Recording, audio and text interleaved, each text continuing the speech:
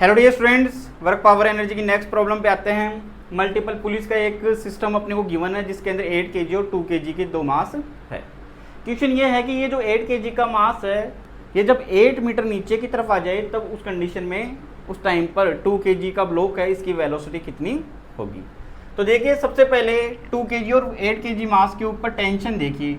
ये तो हो गया 2 kg, ये हो गया अपने पास में 8 kg।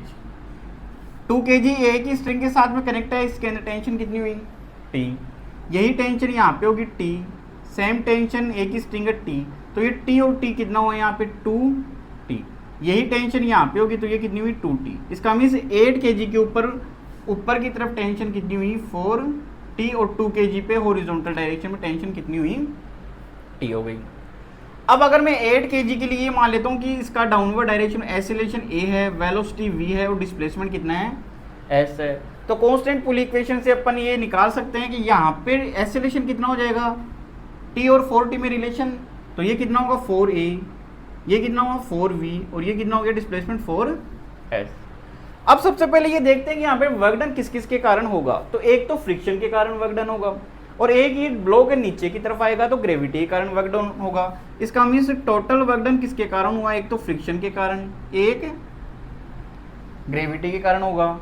तो यहाँ पे फ्रिक्शन के कारण वर्क डन कितना होगा F S cos of theta, theta कितना होगा फ्रिक्शन के कारण 180, ऑपोजिट डायरेक्शन में रहते हैं दोनों, तो यहाँ पे फ्रिक्शन के कारण कितना होगा म्यू एन, म्यू कितना है 0.1 और ये कितना होगा 2g। डिस्प्लेसमेंट यहाँ पे कितना होगा 2 kg के लिए कितना है 4s, तो s की वैल्यू कितनी है 8, cos 180 माइनस 1, ये इससे कैंसिल आउट, तो फ्रिक्शन के कारण वर्क डन कितना निकल के आएगा -64 जूल। अब देखिए ग्रेविटी के कारण, तो ग्रेविटी के कारण वही फॉर्मूला लगाऊं एफ एस कोस थीटा। अब यहाँ पे फोर्स कितना होगा mg, डिस्प्लेसमेंट कितना s, कोस 0 कितना होगा 1 क्योंकि दोनों एक ही डायरेक्शन के अंदर है, तो यहाँ पे ग्रेविटी के कारण वर्क डन कितना निकल के आएगा m की वैल्यू 8, g 10, डिस्प्लेसमेंट कितना हो रहा है 8, तो ये निकल के आ गया 640 जूल। अब देखिए टोटल वर्क डन कितना हुआ, तो फ्रिक्शन के कारण -64, ग्रेविटी के कारण 640, तो ये निकल के आ जाएगा यहाँ से 576 जूल। अभी अपने को पता है कि टोटल वर्क डन है वो किसके इक्वल होता है, चेंज इन काइनेटिक एनर्जी के, तो इसको मैं लिख सकता हूँ K final minus K initial. अब ये सिस्टम है वो रेस्ट से स्टार्ट हो रहा है, इसका मीन्स इनिशियल काइनेटिक एनर्जी कितनी होगी 0, तो ये निकल के आया 576।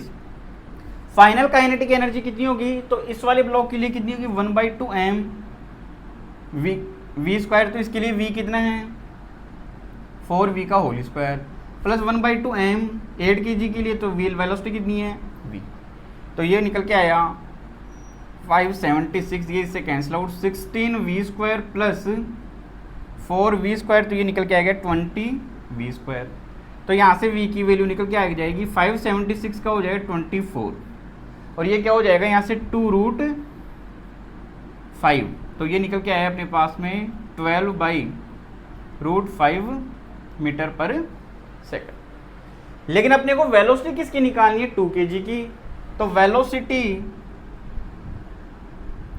ऑफ 2 kg, तो 2 kg की वेलोसिटी कितनी है यहाँ से 4v, तो ये 4v, तो ये निकल के आएगी 4v की वैल्यू कितनी है 12/√5, तो ये निकल के आ जाएगा अपने पास में 48/√5 मीटर पर सेकंड।